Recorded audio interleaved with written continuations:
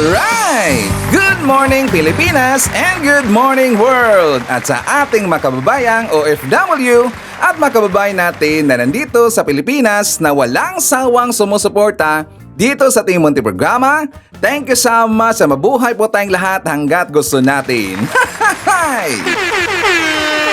Well, anyways, tuloy-tuloy na po tayo sa tagabalita dito ng mga tamang balita at sagutin ang maling information na ipapakalat ng mga fake news peddlers, ng mga anti-Marcos, lalong-lalo na doon galing sa mga DBS na mga saltik makabayan.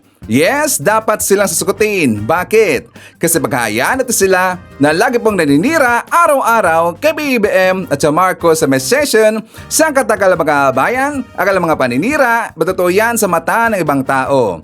So dapat silang sasagutin kasi ang bagong Pilipinas, bawal po ang mga sinungaling. At syempre, kasama niyo pa rin si Sir Ivan, ang pinakabulol na vlogger sa balat ng YouTube, pagbibigay sa inyo ng mga totoo at mga preskong balita na kinukuha natin sa ating kapitbahay na social media. So magandang buhay sa ating lahat mga kabayan and a happy Friday sa ating lahat. Okay, so before tayo mag-start mga kabayan, well syempre, as usual, i-check muna natin ang ating mga viewers na may maraming comment dyan sa baba sa ating comment section, ang ating pong top 5 commenters. At dito sa ating listahan, ang nanguna po si Ma'am Shane Sibal. Meron siyang 103 na mga comments. Nandiyan po si Rabel Ferrer Official. Meron siyang 87 na mga comments. Maria Milesiplon. Meron siyang 81 na mga comments. Lerma Sondita. Meron siyang 43 na mga comments. And Essing Mariano. Meron siyang 30 lahat ng mga comments. Again, thank you so much po sa ating top 5 commenters. At syempre, pasalamatan natin ang lahat ng mga silent viewer dito sa ating channel. Thank you so much. At syempre, pasalamatan rin po natin ang lahat ng mga viewers na lagi pong nag-like, lagi pong nag-share ng ating mga videos, at doon sa mga viewers na nasubscribe sa ating channel. Thank you so much. At syempre, i-acknowledge natin ang ating pong mga channel members. Nandyan si Pusong Inami, Maria Los Lagunsad, Cosmo Defender, Barbara Butler, Katita Darl, Edmond Casellejo, Samuel Membrado, and Via Vivar. I-greet natin mga kababayan, ating pong mga suki, mga early birds, yun ang una po sa pag-comment dyan sa baba sa ating comment section. Nandyan sila si Maria Midasiplon, Jesuan May Miano, Lynn Gonzalez, Lucrecia Candido, Maricres Hernandez, Aura Bell, Teresa Katsumata. Nandiyan po si Eliza Cañete, Emmy Brosales, MCS. Also, i-greet natin si Liway Tanso, Joselisa Moises, Ashen, Chong. Nandiyan po si Nonoy Florenges, Pumandawi City of Cebu.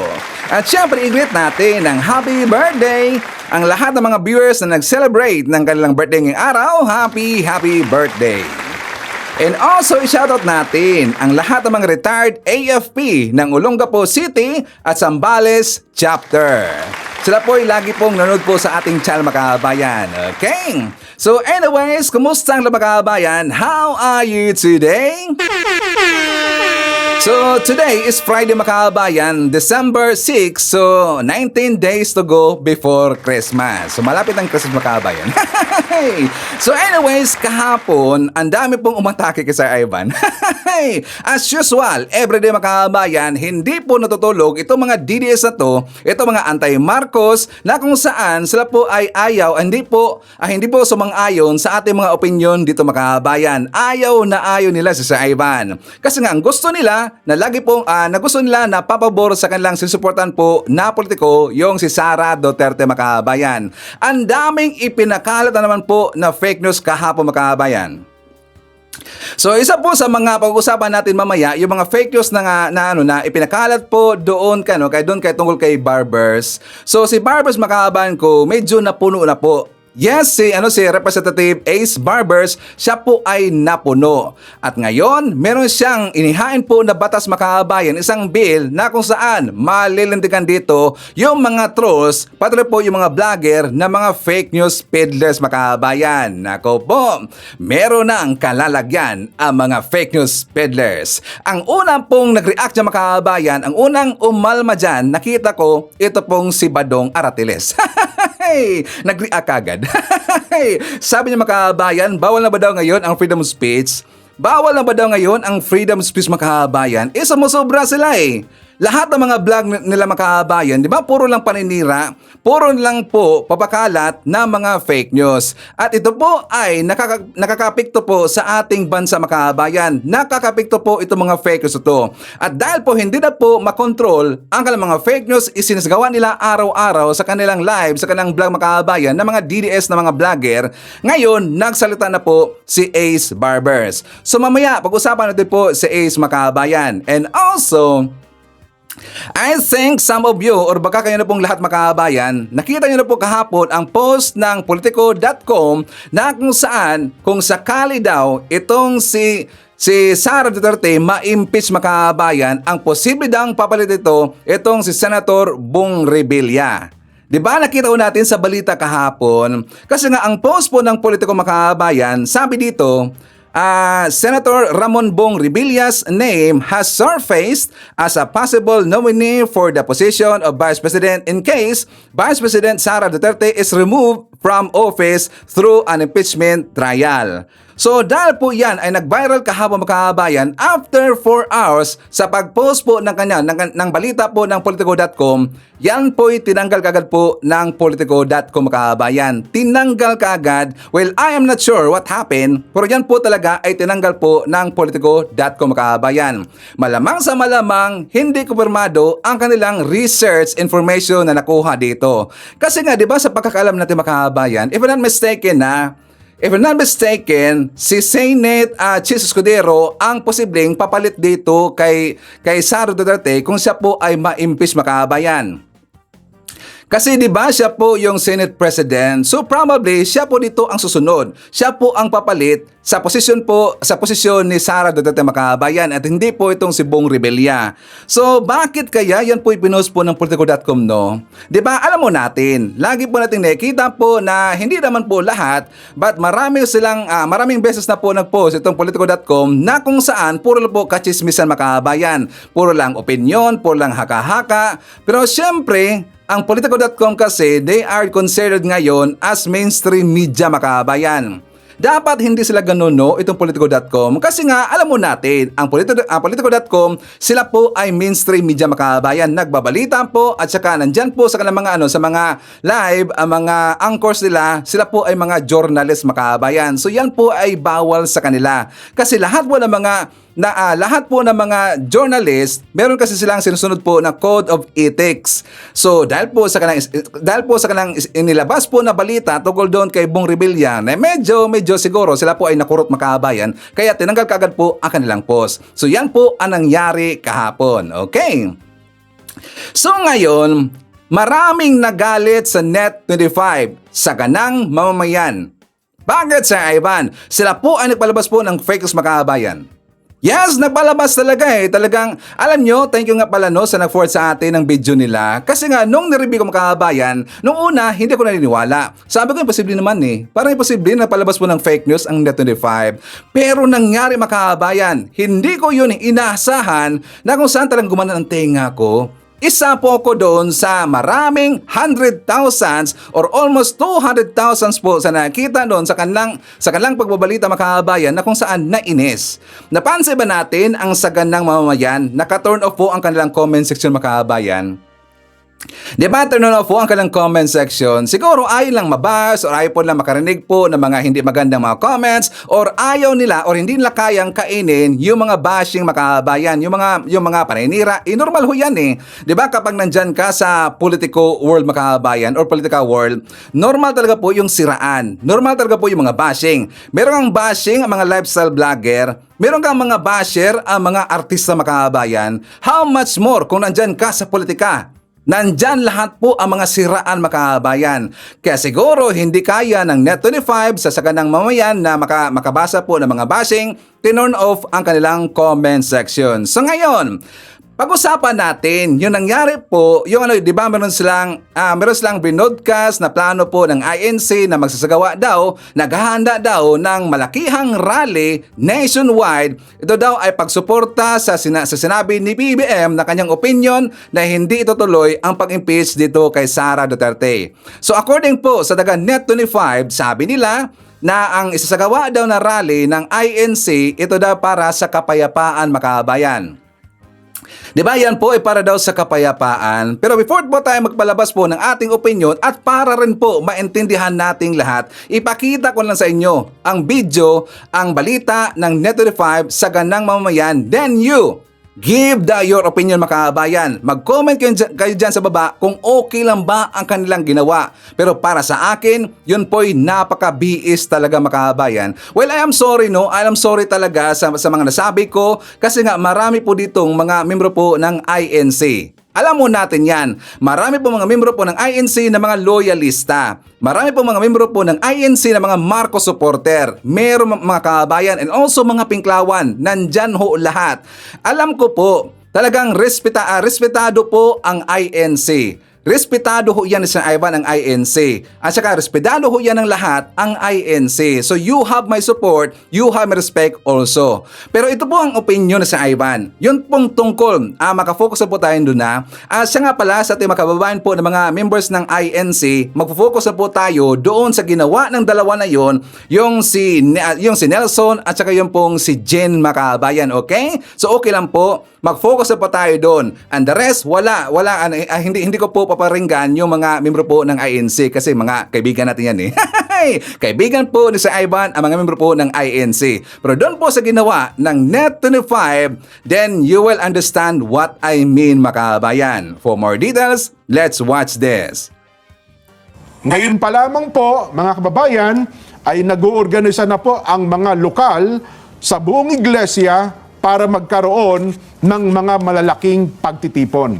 Nason, para ipakita po at ipahayag, ito pong binabanggit namin na pabor kami sa opinyon ng Pangulong Bongbong Marcos na no to impeachment. Talaga ba, ha? Yan. Mula po kahapon hanggang ngayon, marami pa rin na nagtatanong, Jen, ha? Oh, Ano bang update dun sa announcement na binasa mo kahapon? handa na ba kayo? Yun ang tatanong ko na yan. Sa bagay. Ready na ba kayo? Handa mo na. Oho. Oo. Handa na ba kayo? Sapagkat kami po'y naghahanda pa. Ayun. Yan. Naghahanda pa eh. So dapat dun lang tayo. Pagka may sinabing handa, naghahanda, Oho. edi yun na muna. Di ba? Yun. Huwag na natin pangunahan kung kailan, kung saan, kung Oho. ano naman pa. Maghintay tayo, hindi ba? Ang iba kasi, na-ready na po yung ganito. Andito na po ako sa ganito. Ano ba? Dito na, nasan ho ba kayo? Wala kayong ano. Huwag tayong hihigit dun sa kung ano sinasabi sa atin, hindi ba? Mamaya banggitin natin yan. Kasi ang daming naglabasan ng kanya-kanyang mga analysts. Oo nga, no? Kasi kapag pinakinggan nyo lang po at inunawa, yung naman aming naging pahayag kahapon, hindi mo na kailangan ng analyst eh. Hindi na. Wala nang kapalipa. Napakalinaw Ang daling naman intindihin. Oo. Tagalog. Aywan ko, kahit po batang maliit, maintindihan. Siguro pag bata okay. Opo. Lalo kung ang bata Inglesero. Naman. Pero ang aking hinihintay, Nelson, sapagkat kahapon matapos nating magbigay ng pahayag na yan, ay balitang-balita po na nagkaroon ng emergency meeting. Saan yun? Sa Malacanang. At doon ay pumunta ang House leadership, Nelson. Ganun ba? Oo, at mamaya nga, alam ko, meron silang, binahagi sa atin dito, meron silang manifesto of support. Manifesto of support. Gumawa sila ng manifesto. May manifesto ba? Mayroong manifesto. Hindi ko kasi nakita yun eh, ha? Ayun. Kasi ang nakita ko, Jen, na balita, sabi nung House Speaker, hindi ko susundin yung presidente. Ha? Yun yung nakita kong balita eh. Baka magkaibang balita yung napanood natin. Basta House Speaker, sabi niya... Nanindigan? Nanindigan yung House Speaker na yung gusto ng Pangulo ay hindi niya susundin. Ba't teka? Actually, may video eh. Ha? Nakuna ng video. Hindi nga. Hindi niyo ba alam yun? Na Ano nagsalita na ang House Speaker at sinabi niya, mali yung presidente sa gusto niya. Ayaw ko yan. Ito ang gusto ko. Ito ang dapat. Lantaran niyang sinabing hindi niya susundin? May video po tayo. Aba, huli sa CCTV? Huli sa CCTV. Hindi nga, wala mo naman Totoo. Nabibigla ka, hindi ko alam yan, ha? Oo. Wala sa script natin yan, Nelson, wala ha? nga, Wala yan sa inihanda nating paksa. Nakita ko lang din kasi na bakit hindi ito masyado na pag-uusapan? Ito palang reaksyon ng Speaker of the House Oo. na wag sundin ang kagustuhan ng Pangulo. Ang ano ko dyan, Nelson, delayed reaction ako eh. Oo. Ha? Sobrang delay naman. 3 minuto nakalipas. Teka muna, Ini-internalize ko eh. Tingnan ko muna kung ilan yung... Ini-internalize ko. Yun na. Medyo madami-dami na rin Totoo yan? nanonood. Ha? Ilalabas ko na ba yung video? Ibig sabihin yung pahayag ng Pangulo, Ayaw niya tinutulan, ng House Speaker. pinindigan ng House Speaker, hindi niya susundin? O siguro, hindi niya alam na may nakakuha ng camera. O hasa niya sinabi, hindi ko susundin yung gusto na yan na Pangulo. Ha? Delayed talaga ako. Nabibigla ako dyan. Ha? Dahil pa niya napasabog. Ano yan, ha? Sabi ko sa mga vlogger, Oh. sabi ko naman sa inyo, dito kayo tumutok lagi. Kung saan kayo nanonood, di ba? Ganon? Oo. Ang tindi naman yan. Hindi nga. Ako nagulat. Sabi ko, yung presidente ayaw mo sundin, House Speaker ka, di ba? Matindi. Hindi siya naging House Speaker kung hindi ginusto ng presidente yan. Oo. Walang utang na loob At yan, ito pa Nelson. sabi niya, Jen, Oh. ba't kita susundin Sandali ka na lang dyan. Oh, no. Oh, gosh. Sinabi yun? Nagulat nga ako. Ang sabi ay, ba't kita Ba't susundin? ka susundin? Sandali ka na lang dyan sa pwesto mo.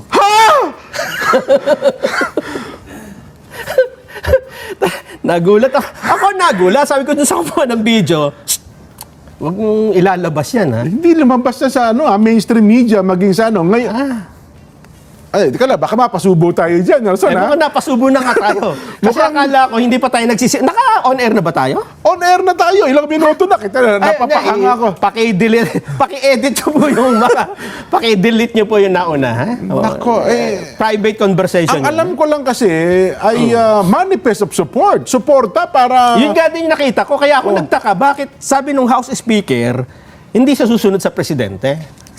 Nako. Ay, baka gusto mong panoorin yung video. Ako kasi napanood ko na, sabi ko, magugulat si Jen dito pag napanood. Teka lang, tingnan ko muna. Ilan ba nanonood sa ating ngayon? Baka mapasubo tayo dyan, Nelson, ha? Titingnan ko muna dito sa ating YouTube account. Pati ang Kuya Christian Libunaw, napateksto rin sa akin, no, ha? Oh. Yan. Oh. Ito, almost 4,000 na nanonood ngayon sa atin sa isang channel natin. Oh. Pwede na siguro. Sige. Mabuti pa ba natin na 100,000? Ay, hindi na, sige. Masyadong tatagal, ha? Di sige po. Dito, ha, talagang mariin yan, tinutunan ang gusto ng Pangulo, ha? Alam ko nagsalita, ha? Kasi nung naano ko, sabi ko, nabasa ko lang yung maikling, parang transcript, Sabi ko, ba't ganun? Presidente, ayaw niya sundin. House Speaker siya. Oo.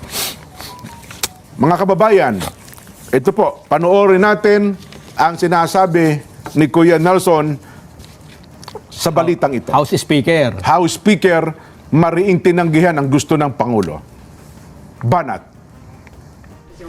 I'm not planning to do that. There are developments by the hour in Ukraine.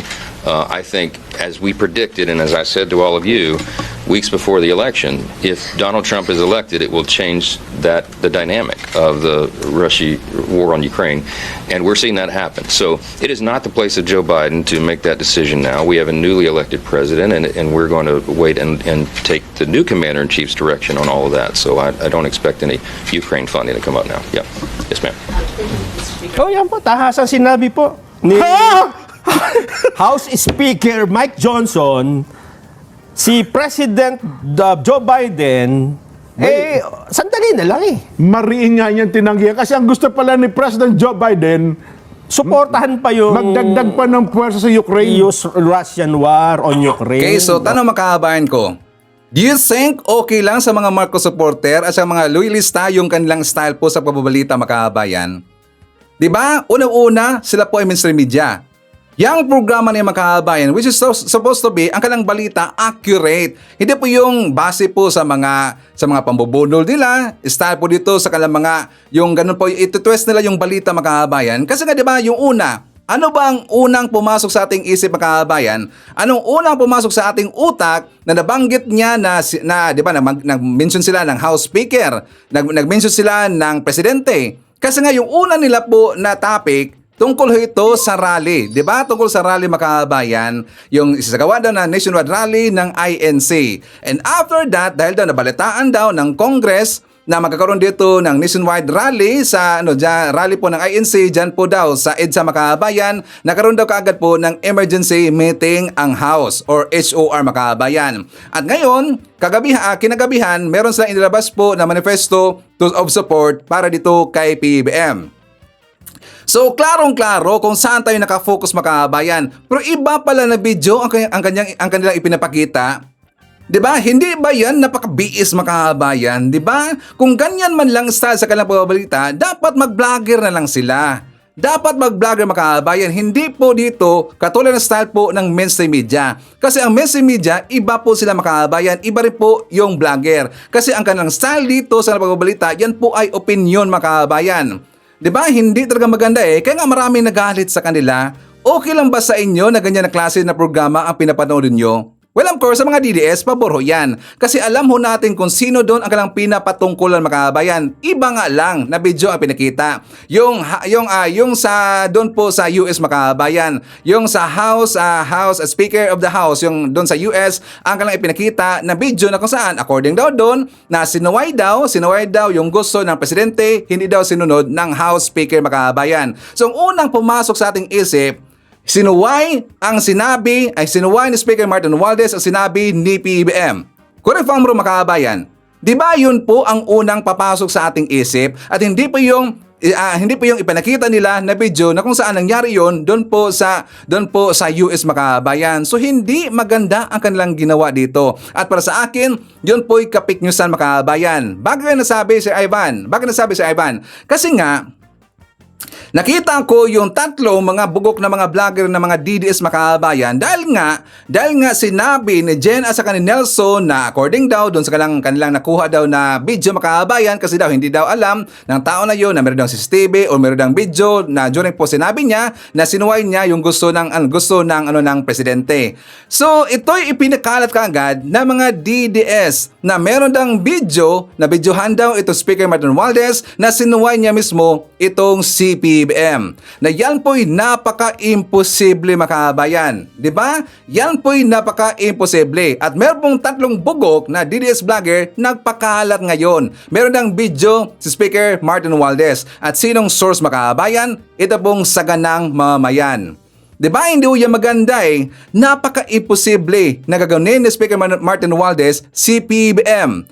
Malaking tulong ho itong si Speaker Martin Romualdez at malaki po ang respeto ni Speaker Martin Romualdez dito kay PBBM. Aside pa sila po ay magpinsan mga kababayan. Silang dalawa nagtulungan sila. Malaking tulong pong nabigay ni Speaker Martin Romualdez dito kay PBBM. Bakit? Kung hindi lang smart si Speaker Martin Romualdez, kung siya po ay natanggal mga kababayan, kung hindi lang smart si Speaker Martin Romualdez, matagal na ho siyang natanggal. Doon pa lang po sa plano ni Sara Duterte at saka yun po ay advice ni GMA mga kababayan na tatanggalin sa pesto itong Speaker Martin Romualdez at papalitan ni GMA.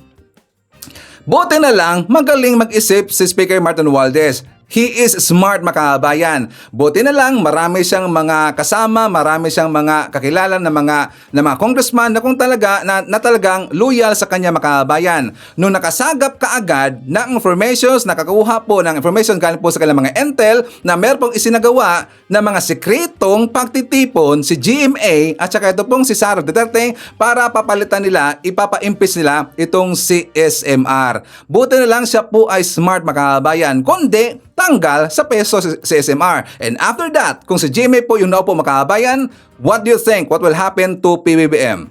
Ano kaya ang mangyayari kay PBBM mga kababayan? tanggal rin, 'di ba? Hindi na sila mahirapan dito na manipulahin po yung Kongreso kasi hawak po ni GMA mga kababayan at madali na lang po gagawin ang kanilang hakbang na ipapa-impeach itong si PBBM.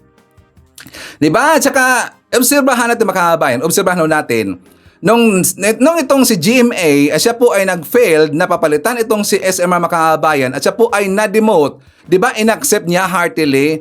'Di ba, inaccept po ni GMA mga kababayan at walang problema sa kanila o walang problema sa kanya at wala rin po tayong narinig po na mga negative comment galing po kay GMA. Saan lang po nanggaling? Saan po nanggaling yung mga negative comments mga kababayan? At sino dito ang nag-meltdown? 'Di ba si Sara Duterte? Kasi siya po ang nagplano dun mga kababayan at hindi po si GMA. Si GMA ginamit lang po ni Sara Duterte. Pero 'di ba lagi niyang sinasabi na wala na siyang plano na maging presidente mga kababayan? Maniwala ba tayo? Wala siyang plano na maging presidente? Yan po'y kanilang pambobodol mga kababayan. Yan po'y kanilang pambobodol. Matagal na pong gusto ni Sara Duterte na maging presidente. Diba meron nga siyang lately na sinabi mga kababayan na sa kanya na daw yung presidency sa year 2022. Diba meron siyang sinabi, presidency 2022 is mine already. Diba meron siyang sinabi na ganyan? So parang nagkaroon dito ng ownership, instant ownership mga kababayan. Isamantalang hindi naman po siya tumakbo bilang presidente.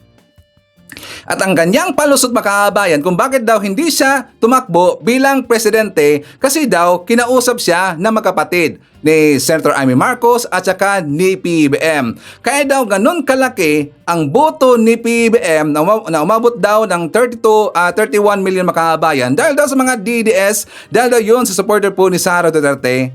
But in fact, ang totoo mga kababayan ko, ang boto lang po ng mga DDS is only 500,000.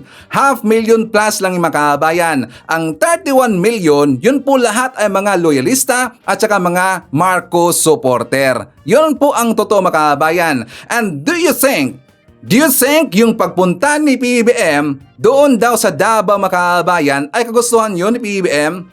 I don't think so. Dinala ho siya ni Senator Amy Marcos.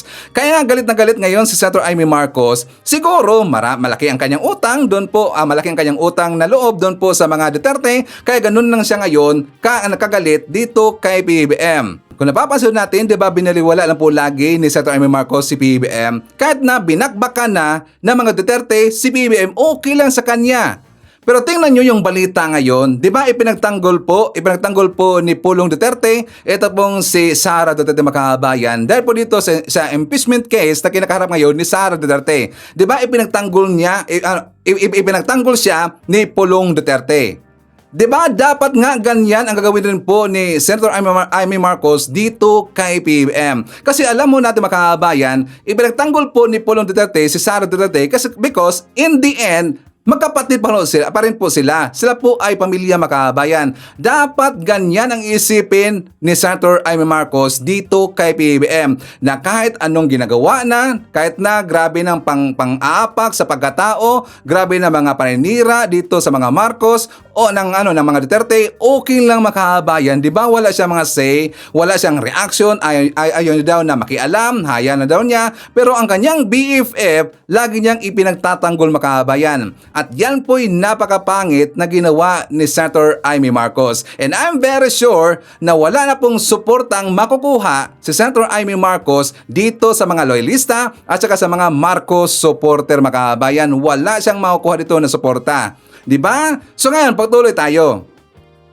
So dahil po sa napag-usapan natin, yung tungkol po sa Net25 mga kababayan at sa plano nila na magkaroon dito ng nationwide rally dahil ito po sa pagsuporta nila sa sinabi ni PBBM, ang opinion ni PBBM na hindi daw itutuloy at wag lang i-impeach itong si Sara Duterte. So yun po ang kanilang plano mga kababayan.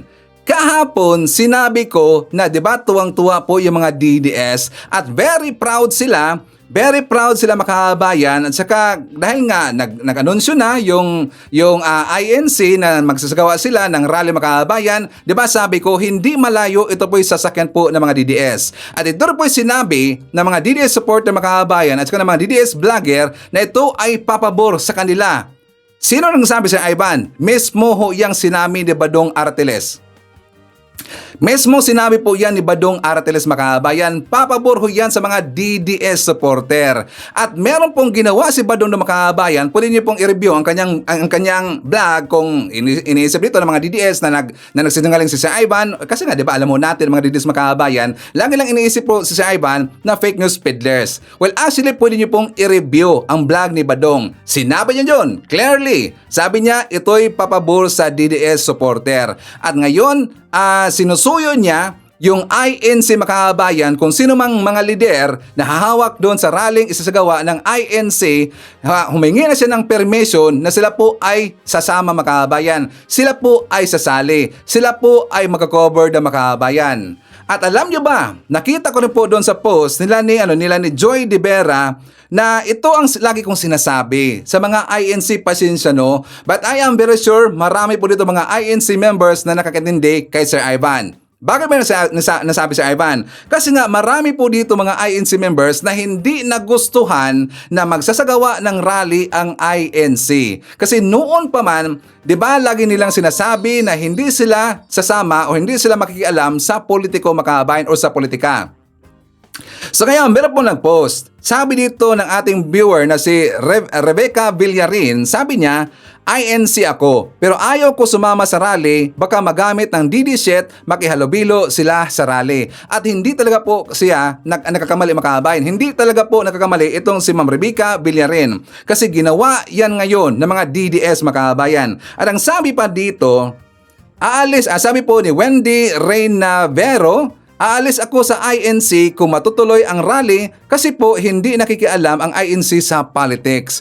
O tingnan nyo, merong aalis sa INC kapag itutuloy ang rally makabayan. Kasi alam mo natin, maraming nasasaktan dito sa plano po ni Nelson at saka ni Jean makabayan na siya po'y nanghihikayat na gagawa ng rally ang INC. Marami po mga membro po ng INC hindi nagustuhan ang planong pagrarally. Pero siyempre, hindi ko kayo pipigilan makabayan. Mga kababayan natin po, ng mga membro po ng INC, hindi kayo pipigilan ni Sir Ivan kasi karapatan ho nating lahat ho yan, okay? Pero ang nangyayari, nagkatotoo talaga po ang analysis ni Sir Ivan. Bakit Sir Ivan? Itong post ni Joy De Viber, sabi niya mga kababayan ko, hello INC, saan po tayo? Ready na ako. O tingnan nyo, ready na sila makabayan. Tapos tingnan nyo, ang dala niya na ano tawag niyan? Tarlets ba yan? Or pamphlets ba tawag niya makabayan? Kalimutan na eh. Kasi nga, maliit na tarpaulin eh. Tingnan nyo ang nakalagay makabayan. Hashtag, Protect Inday Sara. Tingnan nyo, Protect Inday Sara. So inaangkin na nila ngayon yung isasagawa na rally ng INC para ito daw pagprotekta ni BP Sara makabayan. Ito daw ang pagprotekta kay Sara Duterte. Ang mangyayaring rally ng INC makabayan. So sila dito nagsasabi na kaagad na yang isinagawa o yang isasagawa na rally ng INC, ito daw ay pagprotekta kay Sara Duterte.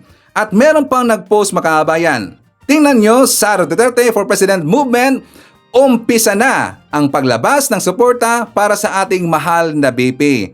O di ba inaangkin na nila makabayan na yan daw ang mangyayari sa rally sa INC. Ang pagprotekta, ang pagsuporta kay Sara Duterte.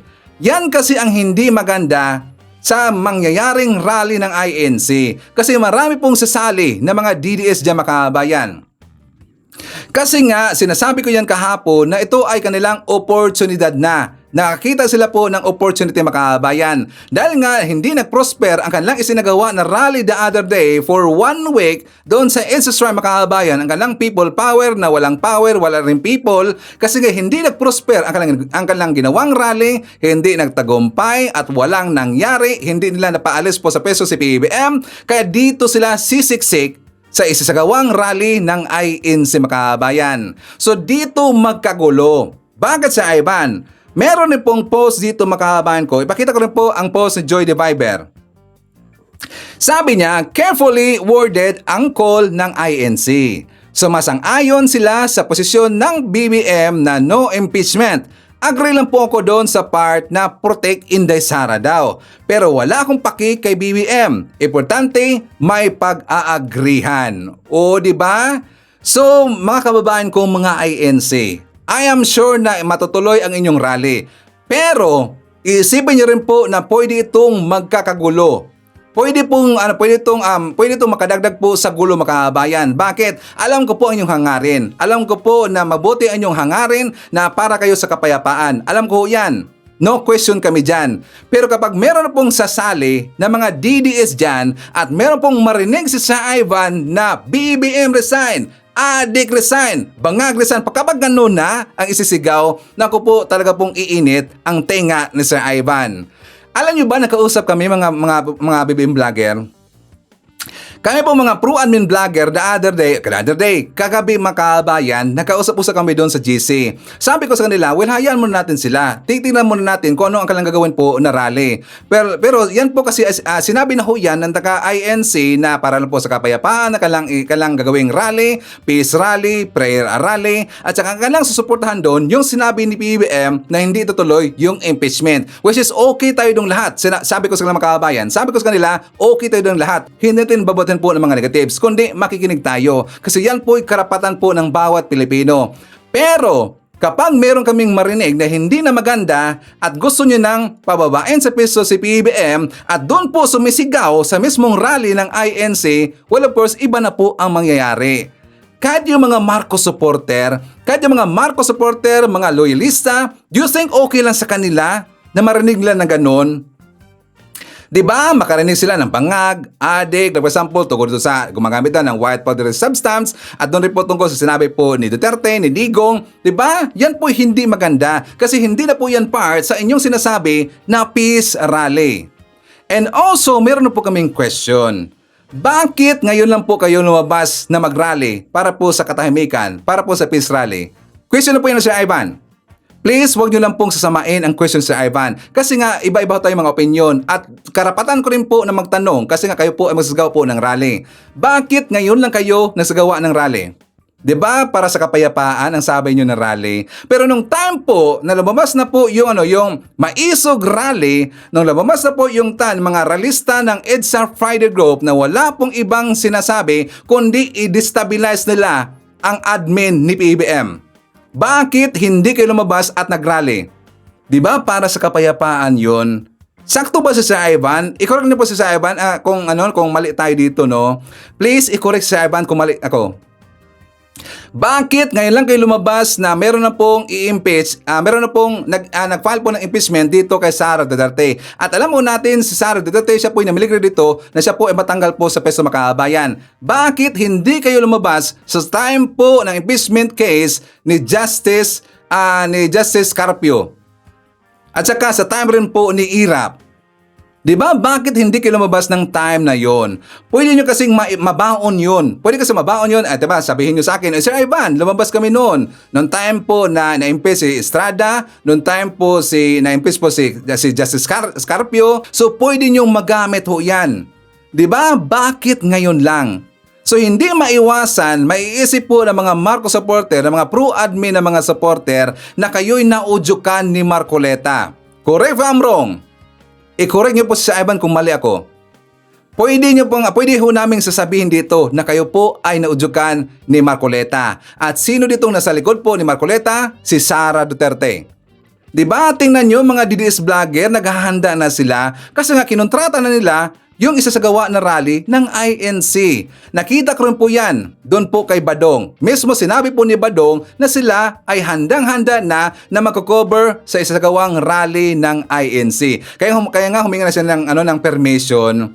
So kapag nandun na po yung maggunggong na yan, yung mga DDS supporter, because I am very sure, hindi ganun kadami ang mga INC member na sasama sa rally. Kundi maging marami lang ho yan kapag nandyan na yung mga DDS supporter. Ang mga DDS supporter, maghahakot rin po yan na mga bayaran na mga rallyista. Kasi nga nakikita na ho natin yan sa nangyari doon sa SSWine na bakit dumami yon? Kasi marami pong hinakot sila na mga bayaran na mga rallyista. Diba?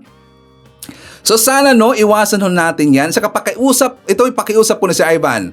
Sana po sabihan ninyo kung sino mang yung leader na hahawak sa inyong rallying isasagawa sa inyong lugar na mga miyembro po ng INC, please tell him or tell her na walang DDS supporter ang isasali. Only pure INC member lang po. Okay kami dyan. Okay kami dyan. Sana puro lang po INC member. Huwag niyong isali yung mga DDS supporter na kayo po ang mapapahamak dito. Bakit? Kasi we are very sure, iba na po ang kanilang isisigaw dito. 'Di ba? So magkakagulo na ho dito. Sana, yan lang po ang pakiusap ni Sir Ivan. Na walang isasali po na iba, kundi pure INC member lang po. Mas okay ho yan, okay? So anyways, mga kababayan ko, ipakita ko rin po sa inyo ang vlog ni Mike Abe na kung saan dito yung yung kasi mga DDS na mga vlogger, mga DDS supporter ngayon na napakalat na yung isinagawa daw na rally or gagawing rally ng INC para ito kay Sara Duterte para daw protektahan si Sara Duterte. Ito po ay magiging pabor sa kanilang makabayan. For more details, let's watch this. Yung opinyon ng Pangulo, yun lang ang sinusuportahan ng INC, ng Iglesia ni Cristo. Hindi pagpapabagsak. Gusto nga ng INC, ng Iglesia ni Cristo, kapayapaan eh. Pero inaangguluhan po nung mga maka-Duterte na ang Iglesia raw ay sumuporta na sa mga Duterte at ayaw na kay Pangulong Marcos. Diyos ko naman, ang layo-layo naman ang inyong interpretation. Talagang panlilin lang. Panlilin lang at saka pambubudol ang ginagawa ng mga Duterte followers. Wala silang sinabi na sila'y laban kay Pangulong Marcos. Wala silang sinabi na sila'y magrarally para pabagsakin ang administrasyon ni Pangulong Marcos. Walang ganon. Malinaw na malinaw po yan, nadinig naman ninyo. Taliwas ito at kabaliktaran.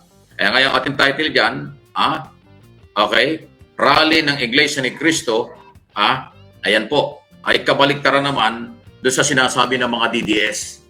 So, pag hindi pa nyo naintindihan na iwan ko, kaya ako nililiwanag yan, hindi po ako spokesman ng Iglesia ni Cristo, hindi rin ako spokesman ng Malacanang, ako po ay nagsasalita ng ganito at nilinaw lang natin para hindi kayo mabudol, hindi kayo malinlang. At hindi po kayo maloko. Inyong unawain ang balita. Napakalinaw po ng statement. Okay? Ang gusto ng INC ay kapayapaan. Ang gusto nila ay suportahan si Pangulong Marcos. Dahil sabi ng Pangulong Marcos, opinion ko, wag na yung impeachment laban kay Sara dahil hindi daw importante. Pangalawa, sayang daw yung panahon, sayang ang oras sa impeachment kasi abutin niya ng 4 months. O 4 to 5 months. Ang laki ng gastos yan. Ayaw ng Pangulo yan. Yun ang sinusuportahan ng INC, Iglesia ni Cristo. Walang anumang sinabi sila na kailang malawakang rally sa iba't ibang lugar ng kailang mga membro sa buong Pilipinas at kung saan man, hindi para siraan si Pangulong Marcos. Hindi rin pagdideklara ng suporta kay Sara Duterte at mga Duterte. Ang linaw niyan. Ang linaw-linaw po nung sinabi. Ang kailang kinakampihan yung opinyon ng Pangulo. Hindi nila kinakampihan ang mga Duterte at hindi rin naman nila pinababagsak ang Marcos administration. Ay pag hindi nyo nakuha yan, ewan ko lang. Kaya ako ito pinapaliwanag kasi marami pong, hindi naman marami, meron pong pangilan-gilan ng mga vlogger na naman. Mga vloggers ng DDS, taga-suporta ng DDS, yung mga comments sa mga comment section ng social media, nako, parang nagbubunyi na sila, parang gusto magpiesta. Dahil magrarally na daw ang INC. Meron na silang kakamping malakas na grupo at relihiyon. Nako. Ayun yun. Yun ho yung maling-mali na paniniwala nila. Pero ito po ay sinabi ng Iglesia ni Cristo, isang respetado at nirerespeto rin nating napakalaking relihiyon sa ating bansa. Tama yung yung po kanilang paninindigan ay dapat nating respeto. Dahil lahat ho ay may opinion, lahat ho may karapatan na magsalita. Dito sa nangyayaring ito, sa isyu ng politika. So, ang gusto nila, kapayapaan. So, ayaw nila kaya kanila sinusuportahan yung posisyon ng Pangulo. Pagpapatunay yan na yung INC, sa aking opinion, ay naniniwala at sumusuporta sa liderato ni Pangulong Marcos. Okay? Yan ang malinaw. So, siyempre, ayaw ito ng mga DDS itong ganitong balita kasi nakapanlilang nga sila eh. 2 araw na nilang pinag-uusapan at pinapakalat nila na yung Iglesia Anya, kakampi na nila. Yung Iglesia Anya, nagdeklara na laban kay Pangulong Marcos, kakampi na ng mga Duterte at ng mga DDS. Nako, kabaliktaran po yan. hindi yan ang totoo. Malinaw na narinig po ninyo. Malamang sa malamang si Badong ang pinapariringgan dito ni Mike Abe Makabayan. Malamang sa malamang. Kasi nakita ko sa mga vlogger, aside po ni Brother Stabelers, itong si Badong kasi yung una, nagpalabas po ng ganun po na opinion Makabayan, na kakampi na sa kanila itong INC. Kaya nga, pinaringgan sa kagad po ni Mike Abe. So ngayon, dahil po naumpisahan natin, ito pong si Badong Makabayan, alam nyo ba na karma yung gunggong? Bakit sa Ivan? Kasi, kanyang kinutya, kanyang nilait ito pong si Coach Jarrett Makabayan. Di ba alam mo natin si Coach Jarrett medyo meron siyang basta ayaw ko na sabihin eh. Yung skin niya eh, meron siyang iba-iba na skin Makabayan. Abay nilait siya ni Badong. Parang gwapo si Badong eh. Nilait niya Makabayan. So dahil po sa kanyang panglalait, dito po kay Coach Jarrett, alam niyo ba nangyari? Siya po'y inatake ng kanyang high blood Makabayan. Munti ka na! Siya po'y inatake ng kanyang high blood in live mismo Makabayan. At dito rin po sa kanyang sinabi na daw na si Sara Duterte ay cleared na daw sa COA Makabayan. Cleared na daw sa COA at saka tinira niya dito yung mainstream media kasi bakit daw hindi to ibinabalita ng mainstream media na cleared na daw si Sara Duterte sa COA Makabayan. Hindi po cleared sa COA, Badong. Hindi pa po cleared sa COA ito si Sara Duterte. Mamaya ipapakita natin itong bagong pasabog ng COA dito kay Sara Duterte Makabayan. For more details, let's watch this. Hindi na tunay na nagbibigay ng balita. Lalo na po ngayon itong sa delikado po to kasi crucial po sa bansa natin to, no, yung magbigay kayo ng mga tunay na balita ngayon dahil nanganganib na matanggal sa pwesto ang ating Vice President at hindi makita ng tao yung totoong pangyayari, no? Talagang nag-all out na po to. Yung mga pabor po na balita, hindi nyo na po makikita sa kanila. Hindi po to ulitan kasi nasabi ko na rin to, mas bibigyan natin to. Binigyan natin sila ng chance eh. December 5 na po ngayon. Binigyan natin sila ng chance. Baka naman nauna lang yung mga vlogger. Nauna lang po magbalita si Dr. Badoy. Nauna lang po yung mga vlogger na ibalita na cleared po sa COA. Etong OVP ngayong 2023. So lahat po nung tinatalakay nila sa Kongreso, cleared na po sa COA. No? Kaya kahit na ano pang Mary Grace Piatos ninyo, cleared na yan. Ito po, isang sikat na vlogger na tinatawag nating Coach Bok. Coach, medyo ang pahid mo dapat sa Sinchanchu. Hindi lang dito sa harap, pati sa gilid. Kasi makinis sa bandang harap eh. Yung mga paligid ng mukha mo, dun... Lalagyan mo rin na Sinchanchu. Ang sakit ng bato ko ha. Bakit kaya? Panikain ko kasi ng pork chop. Inom nga muna ako ng mainit na tubig. Sumakit yung bato ko. Di ba? Nakarma yung gonggong. Nalalait kasi. At saka nung bumalik siya Makabayan, after niya uminom po ng mainit na tubig, wala na siya sa kondisyon na mag-vlog. Iba na po ang pakiramdam ni Badong. Inatake ng kanyang high blood Makabayan. Nako, nakarmang gonggong eh. At saka sabi niya dito na daw na clear na yung COA Makabayan. Di ba? Sino dito yung fake news peddlers? Kapag clear na po ng COA, sigurado tayo, ibabalita ho yan ng mainstream media. Kasi marami po ang mainstream media Makabayan. Diba? Sino ang fake news peddlers dito? Ito pong grupo ng mga DDS. Sino nagbalita Makabayan na clear na daw si Sara sa COA? Alam niyo ba si Lorraine Badoy nagbalita niyan? Pati rin po, if I'm not mistaken, yata si Harry Roque kung hindi ko nagkakamali. Pero si Lorraine Badoy ang binanggit ni Badong Makabayan. Di ba mga fake news peddlers talaga eh? So before tayo pupunta dun sa ating next na tampay Makabayan, isa naman natin. Nandyan po si Leonardo Manansala. Hi to Resin Sign, Velia Bautista, nandyan rin po si Erica Mapagmahal, Tokyo, Japan.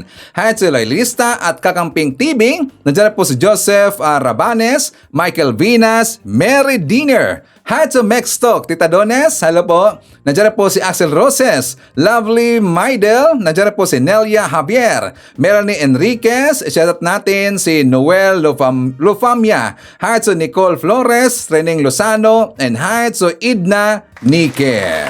Okay, so mga kabayan ko, ipakita ko sa inyo, ito pong di ba sabi ko na hindi pa po clear sa COA, ito pong si Sara Duterte, at meron pong inilabas na bagong report ang COA, mga kabayan. So ano yan, Sir Ivan? Kasi according po sa COA, 80% daw, according na sa COA, possibly 80% daw ng mga employees ni Sara Duterte, yan daw ay mga ghost employees, mga kabayan. According ho yan na report ng COA, malamang sa malamang mga ghost employees yan, at hindi ho yan malayo, mga kabayan. Diba the other day, naglabas na po ng report ang PSA, yung after po kay Mary Grace Piatos, mga kabayan. Diba sabi po ng taga PSA na walang record sa PSA ang nagngangalan na Mary Grace Piatos. Wala sa LIBOR, wala sa marriage contract, wala rin po sa death certificate, mga kabayan. So walang Mary Grace Piatos. And also the other day, nasundan nila, sinabi rin po nila na itong si Kokoy Villamin, mga kabayan, the same rin po kay Merges Piatos, wala rin pong record dyan sa PSA. Ngayon, so mangalkal tayo ng mga information, yung mga luma-luma, mga kabayan. Alam ho natin, yung Davao City Hall ay red flag ho siya dito sa COA, kasi nga napag-alaman po ng taga-COA na meron silang maraming ginamit na ghost employees. Ilan lahat, Sir Ivan? 11,000, mga kabayan. Isipin nyo, 11,000 lahat ng mga ghost employees sa Davao City Hall, at yan po ay na-booking. So ngayon, isipin natin, sino ba si Mary Grace Piatos at saka ito pong si Kokoy Villamin, mga kabayan? Now, according po sa aking mga pagsasaliksik, according po ng ating asset, ito daw si Kokoy Villamin, pwede nating sabihin siya po ay isang confidential agent, mga kabayan. So bakit ko nasabi na siya isang confidential agent? Naalala ba natin si Las Cañas? Anong sinabi ni Las Cañas, Sir Ivan? So dito po sa balita, last year 2017, according po sa balita, mga kabayan, sabi daw ni Las Cañas, Duterte paid me using Davao City's ghost employees. Tingnan nyo, Duterte paid me using Davao City's ghost employees. According sa balita, in the business of death, self-confessed hitman Arturo Las Cañas has reaped a ghastly reward. He became a ghost employee of the Davao City Hall whose paycheck got a boost from the salaries of other ghost employees. Las Cañas, who retired in December with the rank of Senior Police Officer 3, said in interview with the Bureau of Files that he received 68,000 pesos every month from the Davao City government as a member of the Davao Death Squad. The amount, he said, was pulled from 10 to 12 ghost employees whose salaries range from 5,000 to 7,000 a month. Las Cañas is the second person to admit having collected money from the Davao City Hall, a ghost employee, in return for being part of the DDS that he said carried out summary executions of suspected drug dealers and other individuals on Duterte's order. So sino ba yung time? Sinong time, mga kabayan? Na sinabi ito ni Las Cañas, di ba, ni Digong? After ni Digong, si Sara Duterte yung naging mayor dyan sa Davao, mga kabayan. Kaya nga mahilig po ito, mga Duterte, nagagamit ng mga ghost employees, mga kabayan. So dyan na ho sila noted. Red flag na ho sila sa COA na gumagamit sila lagi po ng ghost employees. At yan po'y ginawa rin po niya sa time na siya po ay isang sekretary ng DepEd, mga kabayan, and also Vice President dyan po sa OBP. Gumagamit pa rin ho sila ng ghost employees. Baka, mga kabayan ko, ang ghost employees nga itong si Kokoy Villamin at saka si Mary Grace Piatos, sila ay hitman, mga kabayan. Or baka sila ang hitman ni Sara Duterte. Diba meron na daw siyang kinausap na hitman, mga kabayan, na titigi dito kay PBBM, kay Felisa at saka Speaker Martin Romualdez kung siya daw ay titigiin, mga kabayan. So sino kaya ang kinontrata ni Sara Duterte? Malamang sa malamang itong nagngangalan po na Kokoy Villamin at sa ito na pong si Mary Grace Piatos, mga kabayan. Baka lang, ha? Baka lang. Yun po ay analysis ni Sir Ivan. What do you think sa ating opinion, mga kabayan? Please comment sa baba, babasahin niya mamaya ni Sir Ivan, okay? So ipapakita ko na po sa inyo ang ito pong sinabi ni PBBM na siya po ay nagpasalamat po kay Speaker Martin Romualdez Macabayan. For more details, let's watch this. And probably say that I'm very lucky that with the leadership of Martin in the House is, I can say, is at least one of the most, if not the most efficient in terms of legislation. Nobody gets these big things done alone. And Martin has been an invaluable part of the House of Representatives so that we have made ourselves into a very effective and formidable team. And I'm lucky knowing that we have a speaker like this whose leadership has been proven time and time and time again. And I hope that continues. And if we do that, we will do great things together. Martin, congratulations and well done for all the things that you have done and the way that you have done it. So well done. Congratulations. Thank God that you are there. Oh, di ba? Malaking tulong si Speaker Martin Romualdez dito kay PBBM. And also, ipapakita ko rin sa inyo mga kabayan, ate pong good news. For more details, let's watch this. Nagpahayag ng buong suporta ang Kamara kay Pangulong Ferdinand R. Marcos Jr. sa pamamagitan ng paglalabas ng isang manifesto of support. Naglabas naman ng paglilinaw ang isang kongresista kaugnay sa nangyaring fellowship sa Malacanang. Nagdeklara ng buong suporta ang Kamara para kay Pangulong Ferdinand R. Marcos Jr. sa pamamagitan ng paglalabas ng isang manifesto of support. Kagabi, personal na ibinigay ng mga kongresista ang manifesto sa presidente sa isang Christmas fellowship sa Malacanang. Sa ilalim nito, naghayag ng 5 pangako ang mga mambabatas. Kabilang na riyan ang pagtatanggol sa presidente bilang simbolo ng soberenya ng bansa, pagpapanatili ng rule of law at democratic governance, pagbibigay proteksyon sa bansa mula sa mga internal at external threat, pagsusulong ng pagkakaisa at pagtitiyak na palaging nananaig ang mandato ng presidente. Nilagdaan ang manifesto ng mga leader ng Kamara sa pangunguna ni House Speaker Martin Romualdez, gayon din ang mga political party leader mula sa mababang kapulungan. Halos 7,000 agrarian reform beneficiaries sa Davao Region nakatanggap na ng titulo ng lupa sa tulong ng administrasyon ni Pangulong Ferdinand R. Marcos Jr. Pinalaya pa ng pamahalaan sa ilang taong pagkakauta. Nagpasalamat ang mga Agrarian Reform Beneficiaries o ARB sa Davao Region sa programa ng Marcos Jr. Administration na mabigyan ng sariling lupa ang mga magsasakang Pilipino.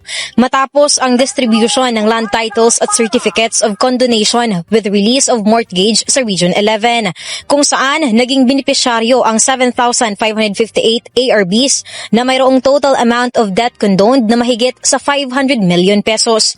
Mismong si President Ferdinand Bongbong Marcos Jr. ang nanguna dito.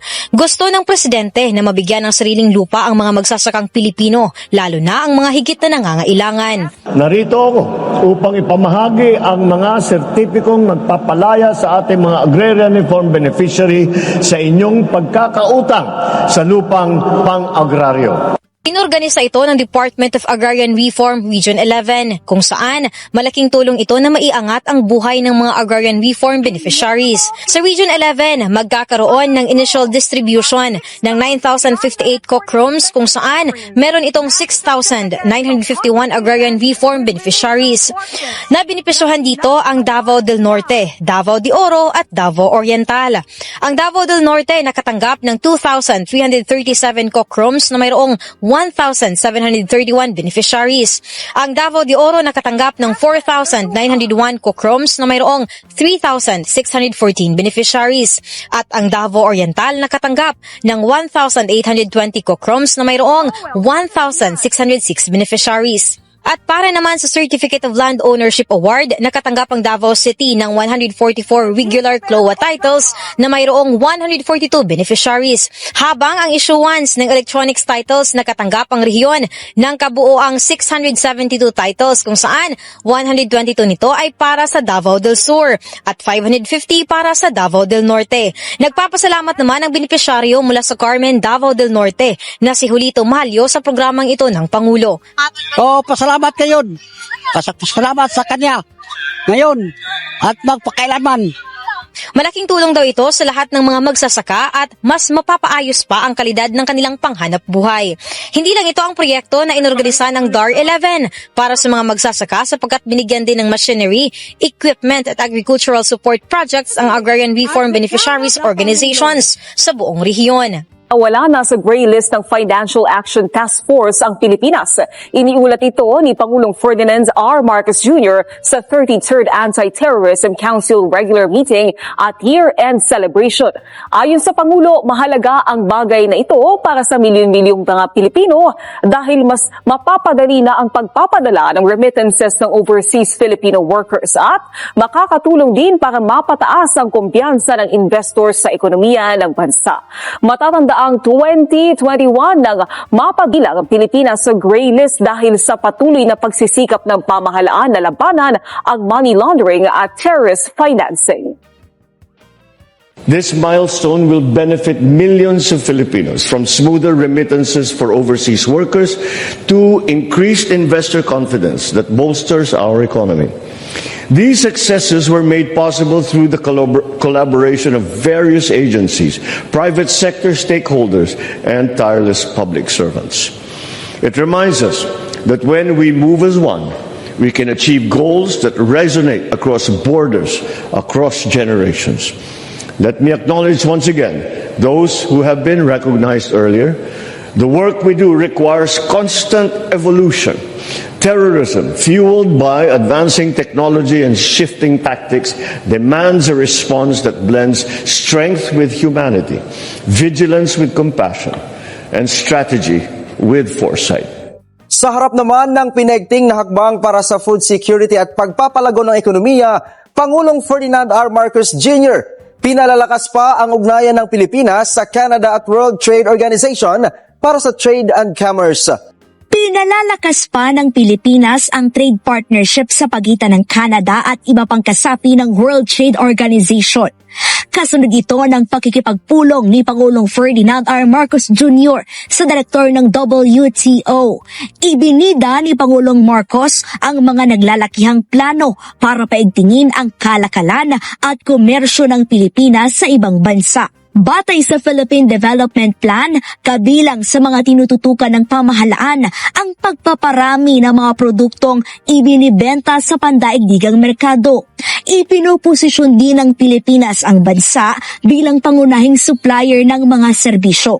Ang mga hakbang na ito sumasalamin sa lumalagong ekonomiya ng Pilipinas na umabot sa 6% ang annual growth rate, bagay na pinuri ng WTO. Inaasahang makikipagpulong ang WTO Director kana Finance Secretary Ralph Recto, Agriculture Chief Francisco Q. Laurel Jr. at Trade and Industry Secretary Cristina Roque. Mahalaga ang pagpapatibay ng samahan ng Pilipinas at WTO. Ang naturang institusyon kasi ang nagtatakda ng pandaigdigang tuntunin sa pakikipagkalakalan. Ito rin ang nagtitiyak ng patas at maayos sa trade partnership para maging bukas ang pamilihan ng produkto at serbisyo. Sa pakikipagpulong ni Pangulong Marcos sa Canadian Minister ng Export Promotion, International Trade and Economic Development, siniguro ng Presidente na ginagawa ang lahat para maging business at investment-friendly ang Pilipinas at maging leading investment hub. Patunay dito ang isinabatas ng Presidente na Create More Act. Pinagbuti nito ang insentibo sa buwis at patakaran sa mga local at foreign investor. Nasa 300 delegado ang dala ng Team Canada Trade Mission sa Pilipinas na binubuo ng 180 kumpanya. Sa kanilang pagbisita, inaasahan ang mga bagong partnership at pag-usbong ng bagong oportunidad sa trabaho para sa mga Pilipino. Okay, kung nagustuhan ninyo ang ating topics at saka mga good news makabayan, please give a like naman po sa ating vlog. And kung hindi po kalabisan sa inyo, please i-share ho natin ang ating mga videos makabayan. Malaking tulong ho yan, okay? So thank you so much.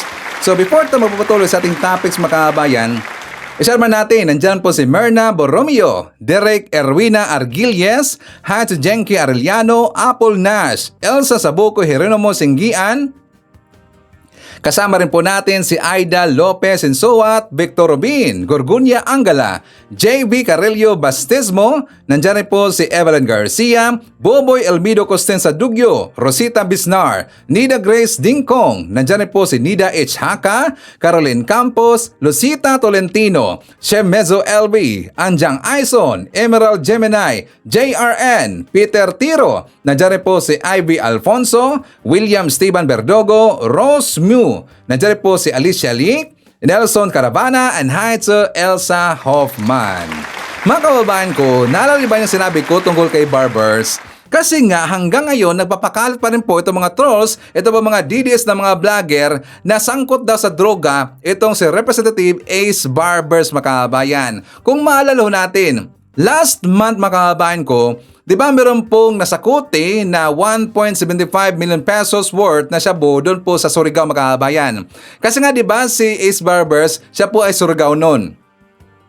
So ngayon, itong mga trolls na to at ang dami talaga mga kababayan at hanggang ngayon, ang dami pong kumakalat na ito daw si Representative Ace Barbers at saka kanyang kapatid mga kababayan, sangkot daw sa drogas. Ito daw si Ace Barbers ang napapalakad ng drogas sa kanilang lugar mga kababayan. Ang daming post talaga. Like for example, mga kababayan, ito pong post na ngalan na Bayan Ko Pilipinas. Ito yung drug haul na gamit ang sasakyan ng mga barbers. Kaya Quadcom, kwentong barbers lang talaga niyan.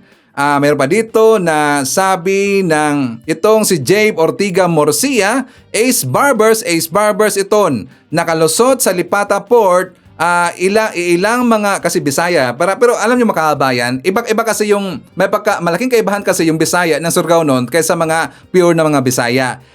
So i-translate natin, nakalusot daw itong mga gamit ito mga kababayan, ilang blocks sa imong nakita dito sa kanilang mansion. Pag quadcom ka pa, hindi ko masyado Kasi according sa balita, ang hotel room ng mga kababayan ginawang drug den ng raid ng PDEA at saka PNP. Konektado daw itong si Ace Barbers. As in, marami mga kababayan. At hanggang ngayon, nandyan pa rin po yung mga trolls na naninira pa rin po kay Ace Barbers na konektado daw sa droga or drug lord mga kababayan. So ngayon, napuno na itong si Ace Barbers. So meron siyang ginawa, meron siyang inihain na bill mga kababayan na kung saan hahabulin na ho dito itong mga fake news peddlers, ito pong mga trolls mga kababayan. For more details, let's watch this. Cybercrimes are committed every single minute, unabated and seemingly unstoppable. The lack of visible active prevention, intervention, suppression, and prosecution of the perpetrators is felt by the aggrieved citizenry. Despite the powers given to these agencies, Madam Speaker, criminals are having a heyday every day in the web. We seem to be helpless. To state the obvious, Madam Speaker, dozens or hundreds, if not thousands of trolls, probably paid by pogo and drug money, relentlessly attack personalities with total impunity. This has been happening for years without let-up, Madam Speaker. They get away with it. That is why they continue to thrive. It is a business that has become so profitable without having to pay taxes, no liability, and with the pleasure of being able to ruin reputations of people without having to worry about getting caught and punished.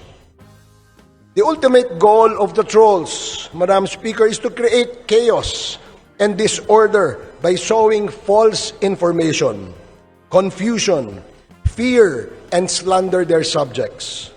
We must not let them win. Law and order must be preserved to ensure peace and stability in our society. Trolling is the means to destroy this peace and create chaos. These trolls get paid, and we all know that. The sheer number of trolls and the amount of false information that they flood the web with will give you an idea on the value or amount of money needed to pay them. Who is the innocent person who is bound to benefit from their trolling? Will this innocent person disburse enormous amount of money and laugh out loud at the false information being disseminated? Obviously, Madam Speaker, the ones funding these malicious campaigns are the ones hurting the most. They are also the ones who have the vast financial resources to pay these trolls. And who could they be? One thing is for sure, Madam Speaker, the money involved is staggering, which can only probably come from illegal pogos and drug syndicates operating in the country. Madaling ubusin ang hindi pinaghihirapan, ika nga. I rise to represent the aggrieved parties, which include no less than the President, government officials, including myself, and ordinary citizens who have been victims of these cybercrimes. I call to action all our agencies in charge of investigating these crimes to be more active and make their presence felt so that our people may be protected by the civil servants who draw salaries from their taxes. Do not be passive and wait for complaints to be filed before you act on the obvious transgressions of the law. I am filing my complaint here now, Madam Speaker, and I hope everybody's listening. We have been targets of these possibly pogo and drug money-sponsored trolls and vloggers. I was just watching in the sidelines, waiting for some action from the PNP, the NBI, and the CICC. But I waited too long, Madam Speaker. I hope I'm not waiting in vain. Today, I am telling every peace-loving, truth-believing, and God-fearing good men and women of this country, let us not allow evil to triumph. Let us do everything for good to always reign on this land. To all you trolls and malicious vloggers, let me say this.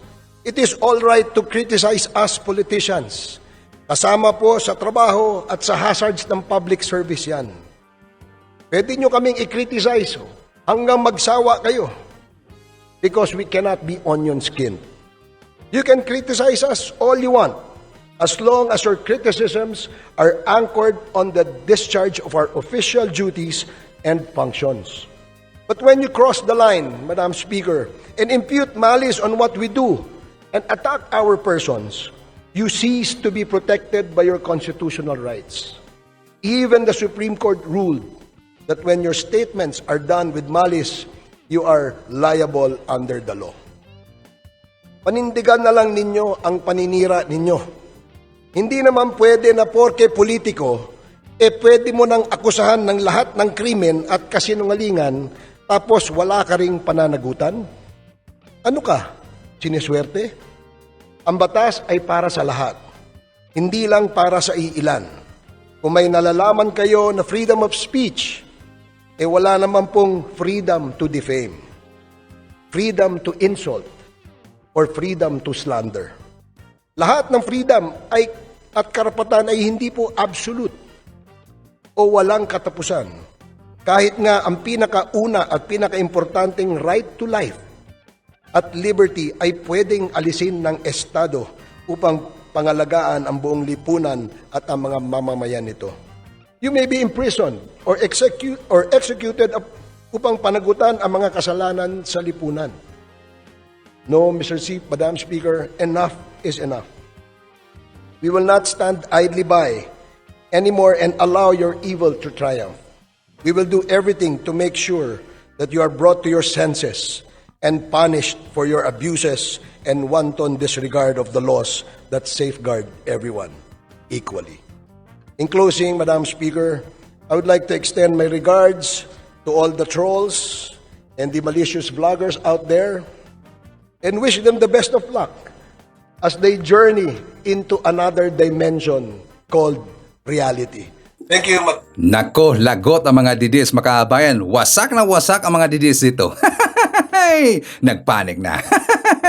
So anyways, isatara po natin. Nandyan si Evelyn Garcia, Evangeline Atienza. Nandyan rin po si Achilles Sian Aquila May. Hi to Alice McDonald, Amelia Gutierrez from Laguna. Nandyan rin po si Jessup Tov from Calamba, Laguna. Margie Yadao from Hong Kong. Angelita Holsanger, Jillian Quezon, Estrella Kihans. Nandyan rin po si John Wick, Sportsinovi from South Korea. Joyful Pinay, and hi to Felma Cabato from Toronto, Canada. Okay, so mga kababayan ko, Yan natin manakanap ng mga balitang ngayong araw. Kung nakaabot ka po sa portion na to, sana nakapag-like na ho tayo. Libre po ang mag-share, libre din ang mag-subscribe. Again, maraming salamat sa mga viewers na hindi nag-skip ng ating mga commercials. Thank you so much. At before natin tatapusin ang ating programa ngayong araw, sana sabayan nyo si Sir Ivan para sa ating live messaging prayer. Panginoon, maraming salamat po sa panibagong araw na ipinagkaloob mo sa akin. Panginoon, gabayan mo po ako ngayon. Alam mo lahat ng nangyayari sa araw-araw kong buhay. Alam kong magpapakita ka sa akin ng solusyon. Alam kong tutulungan mo ako. Panginoon, gabayan mo ako sa araw na ito. Pakiusap, itamo mo po ang lahat ng mali ko sa buhay. Ipakita mo po sa akin ang direksyon sa hinaharap. Kami ay nabubuhay at gumagawa sa labas sa ilalim ng iyong pangangalaga. Naway ingatan mo kami at bantayan ang aming mga pamilya. Pagpalain mo po sana ang aming bansa. Salamat po, Panginoon. Idinadalangin ko ito sa pangalan ng Panginoong Jesucristo. Amen. So maraming salamat mga kababayan, and I hope to see you again on my next video. Rocking around the Christmas tree at the Christmas party hop. Mistletoe hung where you can see, every couple wants to stop. Rocking around the Christmas tree, let the Christmas spirit ring.